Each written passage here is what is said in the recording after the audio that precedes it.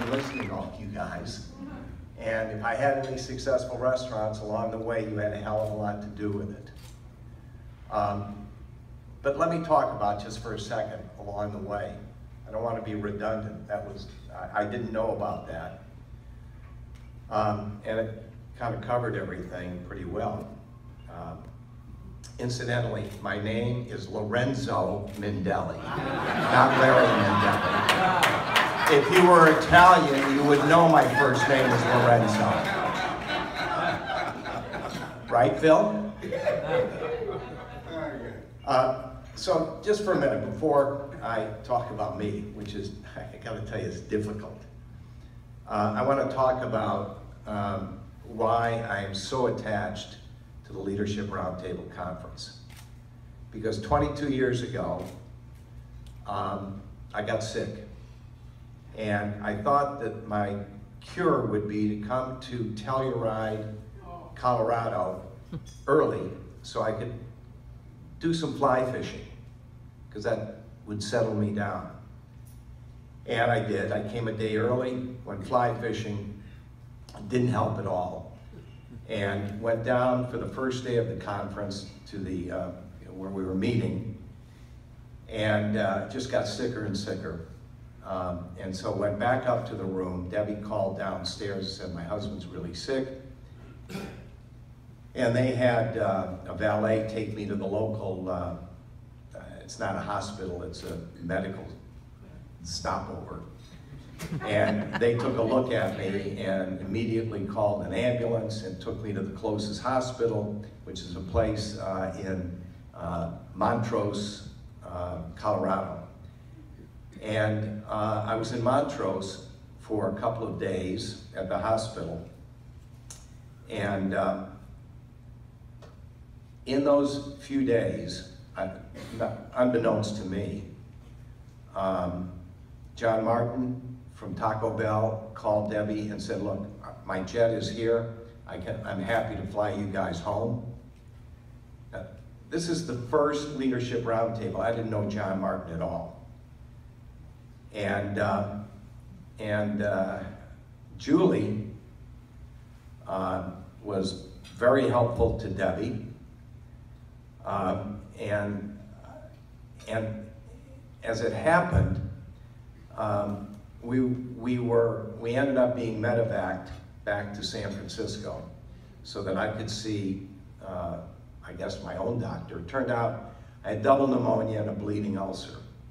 And it was so serious that the doctor told Debbie, you better call your children because they may have to come here.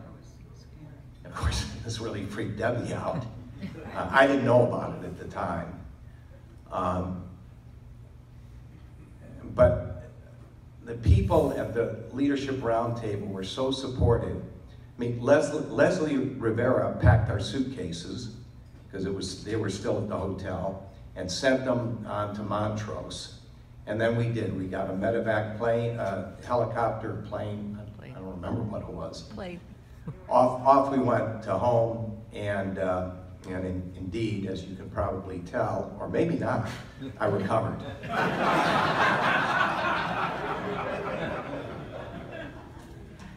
So my story is the story of an entrepreneur who found plenty of challenges and lots of happiness in the restaurant space.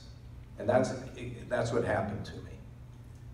I started out as the manager of an instant coffee packaging plant in Burlingame, California, and spent most of my days on airplanes trying to sell private label instant coffee to supermarket chains. Not exactly kind of the fun of your life, but it was a hell of a challenge. And one day, I called on a company called Caswell Coffee Company. It was the oldest coffee roasting company west of the Rocky Mountains. And I went in and I called on them and tried to sell them instant coffee. They didn't want instant coffee. And I was living with 3 other guys at the time in San Francisco. And at night, we would meet 6, 7 o'clock in our apartment and we talk about the day, or talk about girls more likely, and have a couple of beers. And so I was saying to my roommates, I said, geez, I called on this old coffee company that sell them instant coffee. I couldn't believe it. The accountants still wore green eye shades. Can you guys believe that? And one of them said, you know, Larry, my uncle has been the insurance broker for Caswell for 40 years. And I'll tell him that you want to buy the company. As I said, I'd like to buy that company, not knowing, at that time I was 25. So for those that remember 25, you're very naive. And he did, and George Malmgren, whose family owned the company, said the company's not for sale, which is fine because I didn't have any money. I remember looking at my bank book and seeing that I had $36 in my bank account, which in those days was okay. So 5 months later, I get a call on the telephone, and this really deep, gruff voice says, Mr. Mindel. Now, nobody had ever called me Mr. Mindel, unless they were mad at me. I said, yes. He said, my name is George Malmgren, and our board, I understand you want to buy my company, Caswell Coffee Company. I said, yes, sir, I do. And he said, well, the board of directors has met. We've decided to sell the company. And if you're interested, the price is $1 million in cash. And if you're still interested, you be in my office at 9 o'clock Monday morning. I said, I'll be there. Again, 36 bucks. I really thought I was going to be a good negotiator. So I show up in his office Monday morning, and I think I'm negotiating. Turns out I wasn't. And I met with him again, and price never changed. So I thought, well, I better go get money. And so I thought, where do you get money? Well, you go to the bank, right? So I started working Montgomery Street in San Francisco. For those of you that are familiar with it, it's the financial center of the West. And all the banks are there. And the first bank is Bank of America. And I got about from here to that projector in, and nobody would talk to me, nobody. And then I went to Wells Fargo Bank, same deal. I got about the same distance, and nobody would talk to me. Went to 3, each week I would go to 1 or 2 banks.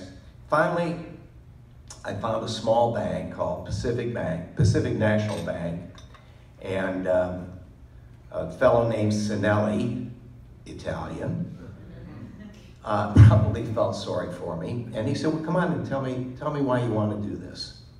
So I went into his office, and I said, look, I'm managing an instant coffee place in Burlingame. I want to close that and move the instant coffee operation to San Francisco, to the Caswell building, and it not only will reduce overhead significantly, but all of my private label instant coffee customers can become customers of private label vacuum packed roasted coffee. And he said, well, that sounds pretty interesting. He said, let me have your business plan. Another problem. Instead of learning about things like a business plan at the University of Michigan, I was doing the same thing. I was drinking beer and chasing girls. And that was the first time I really regretted that behavior.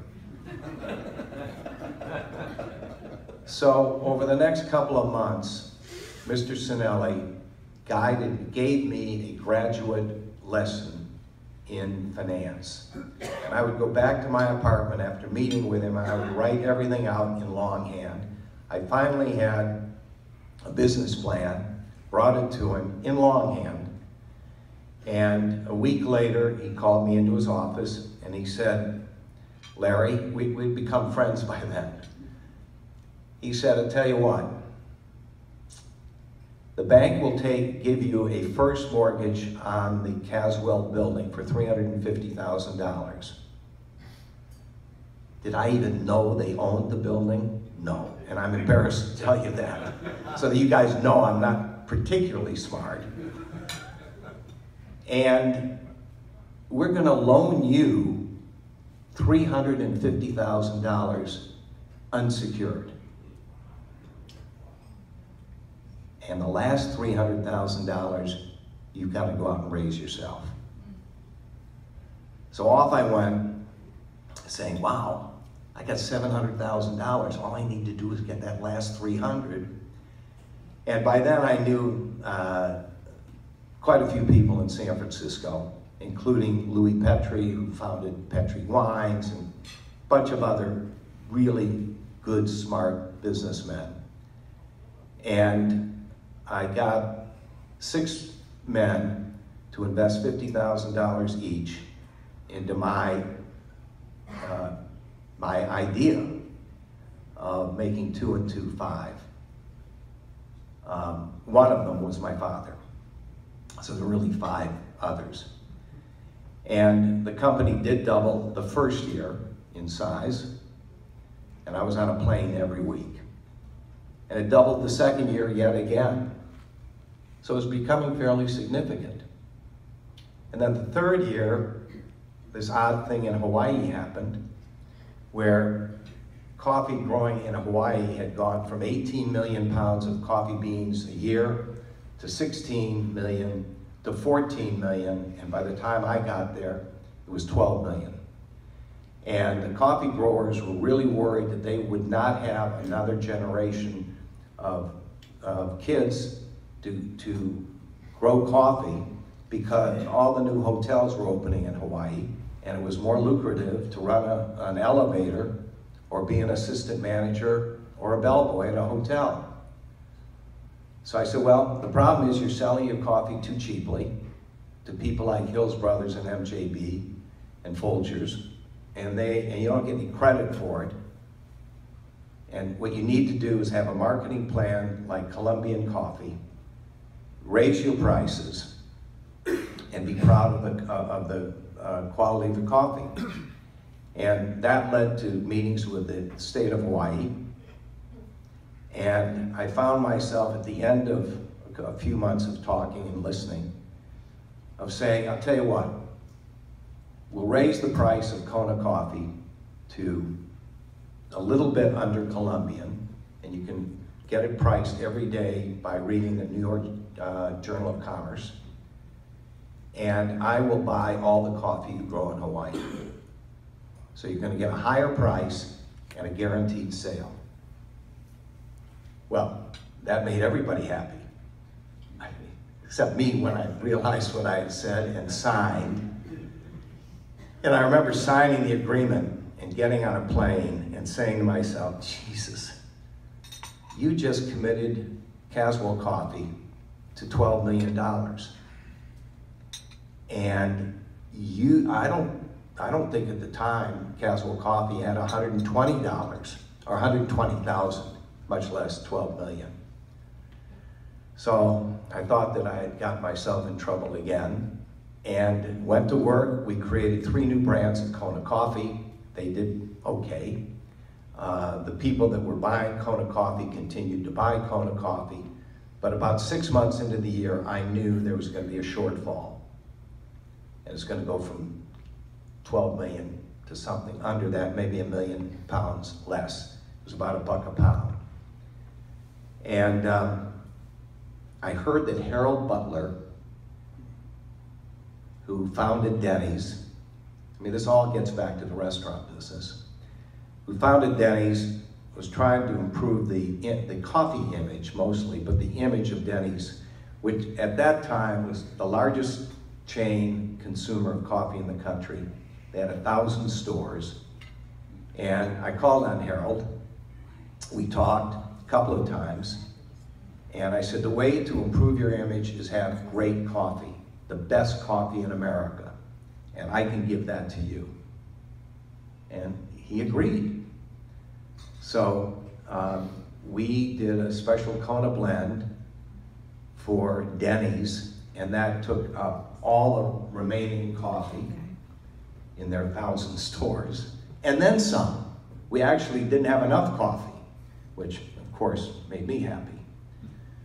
And that worked out really well. And then the fourth year, another lucky event happened because by then we were the second largest institutional coffee company on the West Coast. We're institutional buyers, all of us in this room. Institutional being hotels and restaurants.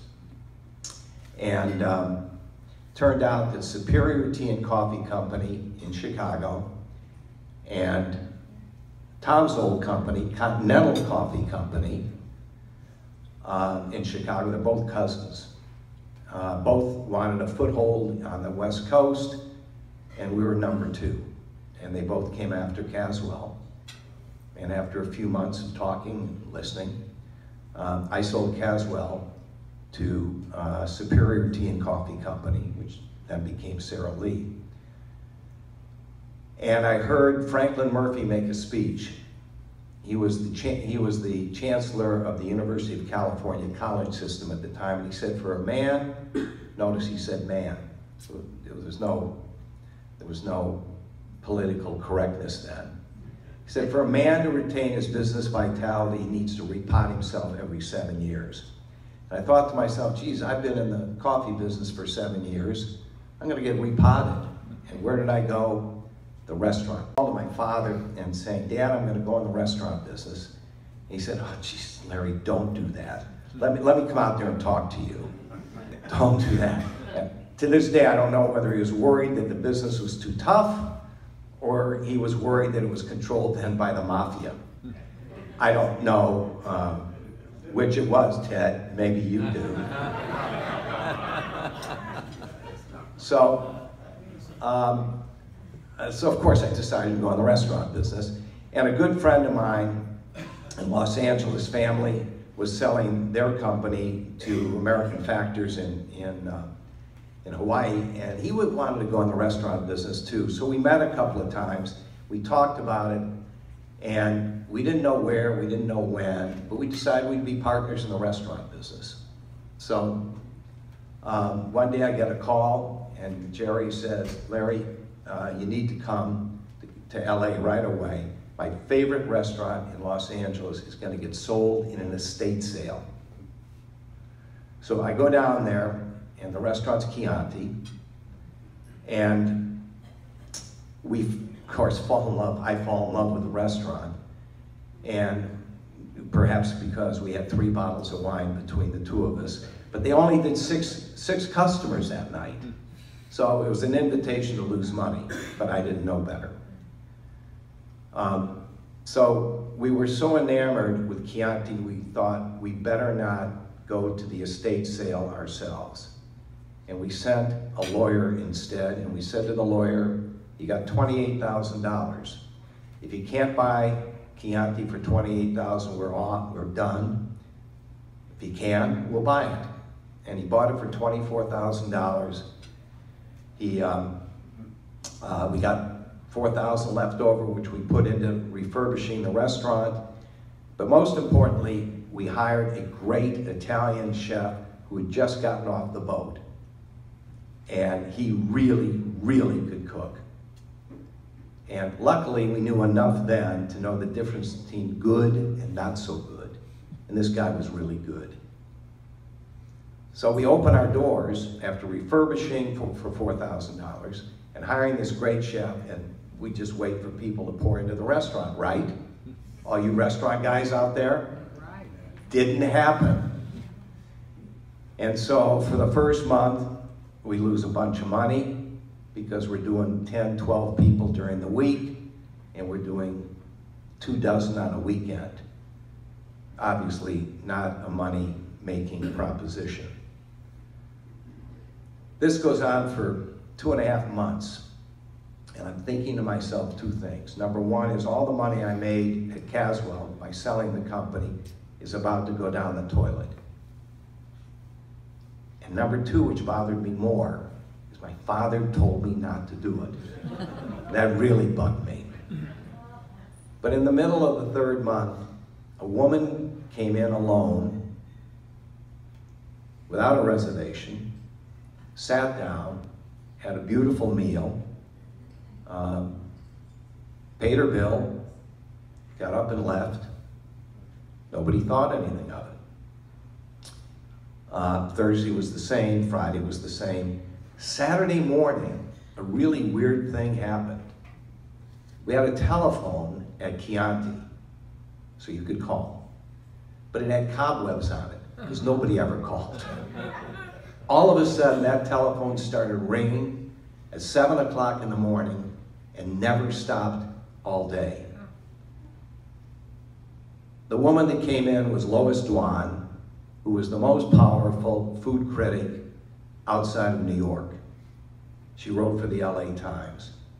And she said Chianti, she went to a restaurant on Wednesday night called Chianti. It was not only the best Italian restaurant in Los Angeles, but may very well be the best restaurant in Los Angeles.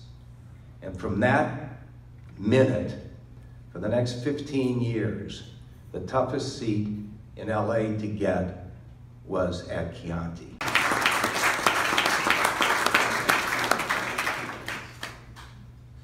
So after Chianti, we did build Harry's Bar and American Grill in Century City, and then my little love child, which was MacArthur Park, which in its first iteration was a fern bar. It was named MacArthur Park after the song. Many of you remember the era. It was a very nice era. And MacArthur Park was successful. And so we didn't do anything for a couple more years. And then the building around the corner, this little place that was some sort of a club, became available. And we did a restaurant called Chow. Chow had white, it was all white. It had white Pirelli floors, which was really stupid. I mean, people were still smoking then. And I remember looking at the floor at the bar, and all these cigarette, people would put them out with their feet. You remember? Probably don't remember. But, and the walls were white, and the only thing we had on the wall was a Vespa motorbike with the backlight on, and it was, of course, a Chow motorbike. And that was the only color in the whole restaurant. The kitchen wasn't big enough. I wanted us to make our own pasta from scratch, but the kitchen wasn't big enough, so we moved it out to the dining room. And we made all of our pasta in the dining room and hung it, so you walked in the restaurant, you saw this pasta hanging there. And it was a big hit in San Francisco.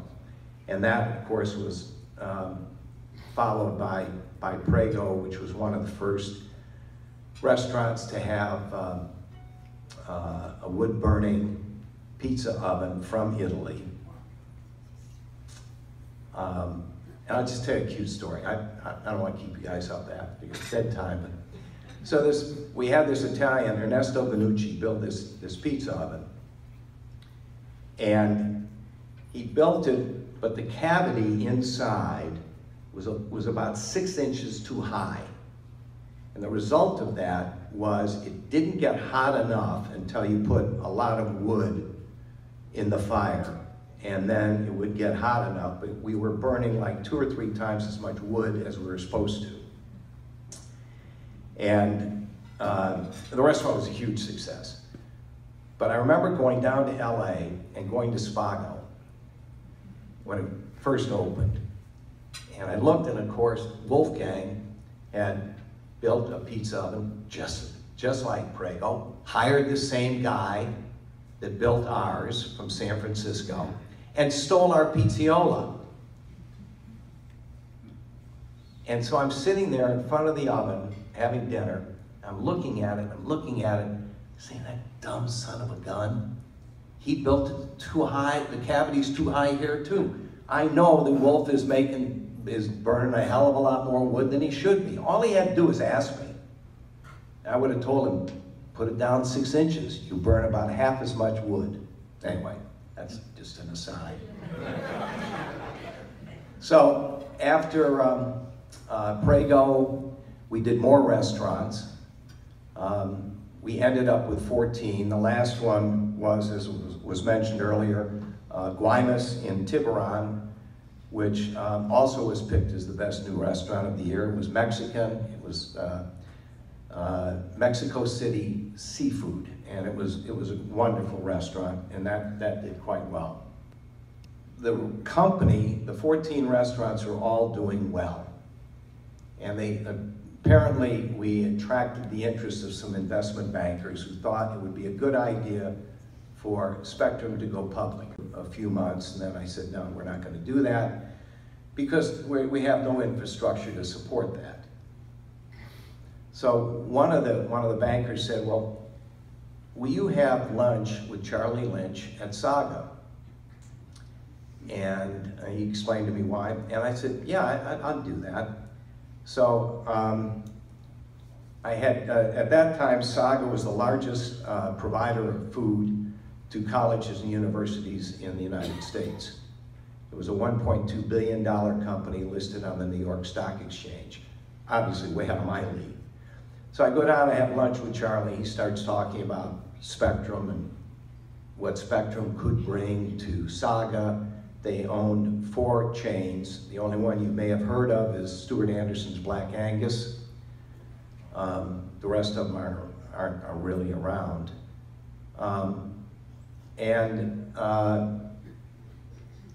Why don't we merge Spectrum into Saga? And I would take over the restaurant chains. And when he started talking about money, it was a lot of money, especially for me. May not have been much for him. And at the same time, my partner, Jerry, had a heart attack. He was in the hospital, and I told him about this. He said, Larry, if you can get anything like that from Saga, I'd be eternally grateful, because I don't know what the hell is going to happen to me. So I sold Spectrum to Saga. 2 years later, Marriott came knocking, and in a very unfriendly tender offer, bought Saga. And a few months later, I left. And I didn't really know what I wanted to do. I knew I wanted to do restaurants. I knew I wanted to do Italian restaurants, but I didn't know how that was going to all come together. I looked at an opportunity in a couple of different cities. Got home with Debbie, and we don't want to move from Sausalito. We love it here. Our kids love it.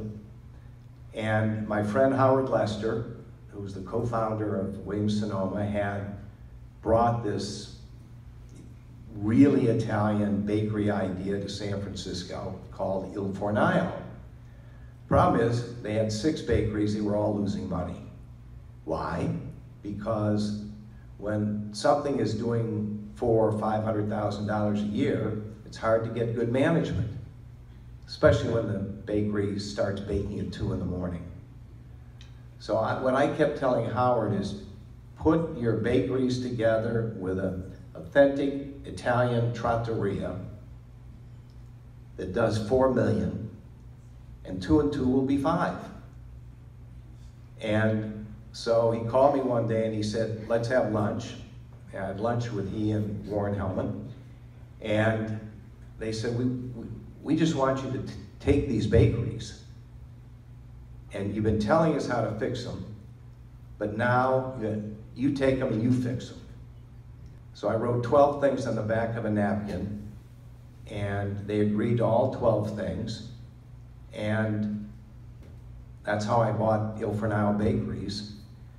10 months later, we opened the first Il Fornaio bakery, Panetteria e Trattoria, and that was a huge success, and was also picked as the best new restaurant of the year in the Bay Area. We then went on to do 20 more restaurants, 17 more restaurants in 17 years, not really rapid growth. And in 1997, we went public. got listed on NASDAQ. And the only reason I think I did that is because I thought it would be really cool. And I kept looking up and saying, Dad, now can I be in the restaurant business? And the stock did okay, but in those days, everybody was looking south to Silicon Valley and the explosion of .com. They didn't care much about restaurants, believe it or not. So we decided to go private, and in 2001, sold Il Fornaio to Bruckman Rosser, a private equity company in the East. Great partnership, great guys. And that lasted 10 years. And they, 10 years later, sold Il Fornaio to Roaring. Unfortunately, Mr. Romanello is not here tonight, but I was telling him the story today. So Roaring owns Il Fornaio. When that happened, I sold the last 20% of my equity. And again, with the idea of building a boat, sailing away. But this thing called Poggio got in the way. The city wanted us to build a restaurant where Poggio now is. A new company in New York was buying the hotel, and they wanted a 3-star restaurant. And I didn't know how to say no. And so we built Poggio 13 years ago. It opened. And it's been a top 100 3-star restaurant ever since. And then 4 years ago, I couldn't resist. There was a wonderful intersection in Sausalito that Joanne Weir was talking about. And I started talking to the financial guy that put up the money so that a drunk could run the business. And they found him on the floor many times. Excuse me. Anyway, so I shook hands. I remember shaking hands with him to make the deal, to take over what became Copita. And walking out, I said, what the hell am I going to do here? I can't do an Italian restaurant. Poggio's 12 doors away. There's no great Mexican restaurant in Marin County. I'll do a Mexican restaurant. I called Joanne. I said, hey, Joanne, do you want to do a Mexican restaurant with me? And she said, I'm in. And that was the end of it. The only thing that isn't exactly true is this damn margarita story she tells. I know I've gone on a little bit long, but I gotta tell you because it's not true. Or it is true, but I'm not responsible. When I make a margarita, I put more tequila and less everything else. So when you get my margarita, it's a margarita. She made it the right way with all the right, amounts of a third this, a third that, a third the other thing. And it was very nice, my margarita. So you get finished with my margarita, which is called, when you get one at Copita, it's called a Lorenzo. You go to the bar, it's not on the menu.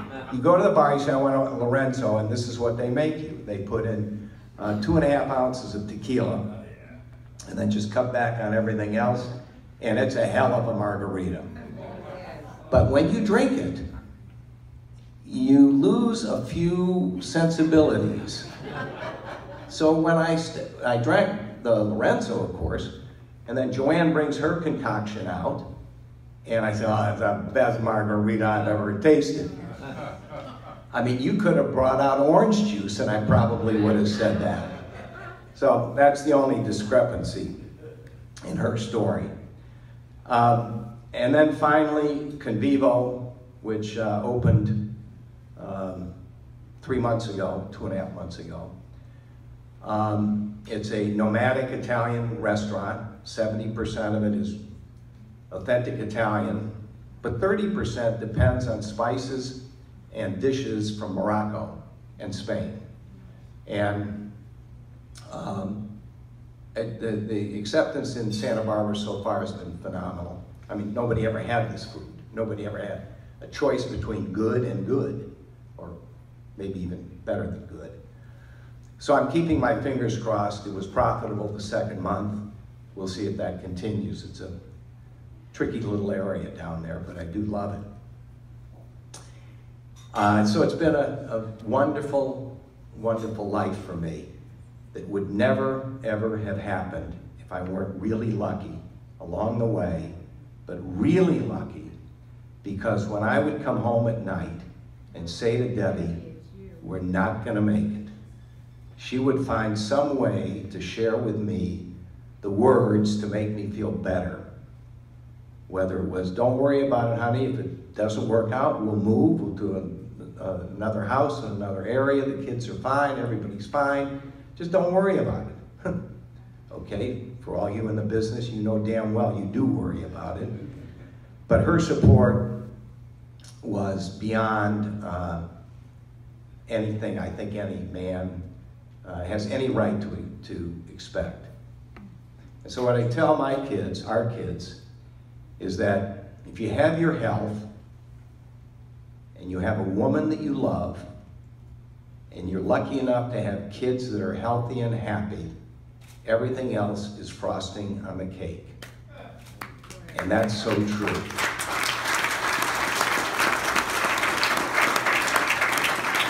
So I can tell you tonight that my health is good. I have a woman I adore. We have 5 kids that are healthy and happy. And my cake is bursting.